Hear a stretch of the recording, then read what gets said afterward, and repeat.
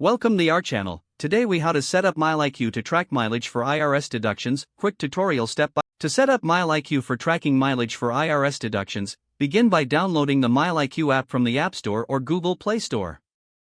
Once the app is installed, open it and tap Sign Up to create a new account. You can sign up using your email address or log in with your Google account.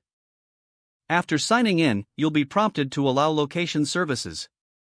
Enable location services for accurate mileage tracking.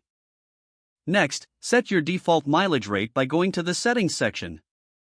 This rate can be adjusted based on the IRS standard mileage rate. To track your drives, simply tap the Start Drive button before beginning your trip. When you reach your destination, tap Stop Drive to record the trip.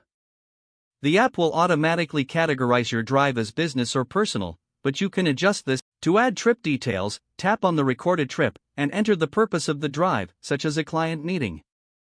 Submitting trips is easy, just swipe left for personal use and right for business use. If you need to run reports for tax purposes, go to the Reports section in the app. Select the date range for which you want to generate a report. You can then export this report via email or share it directly with your accountant. Lastly, ensure the app is set to run in the background for continuous tracking. With these steps, you're ready to efficiently track your mileage and maximize your IRS deductions. If the page does not load, refresh the browser or try again in a private or incognito window.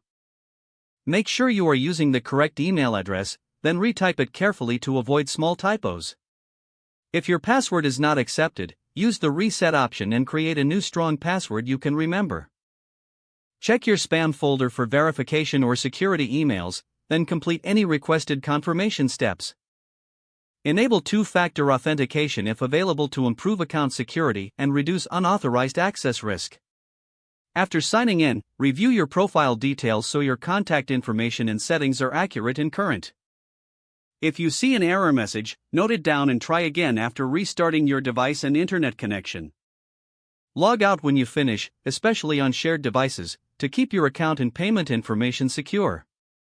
If the page does not load, refresh the browser or try again in a private or incognito window. Make sure you are using the correct email address, then retype it carefully to avoid small typos.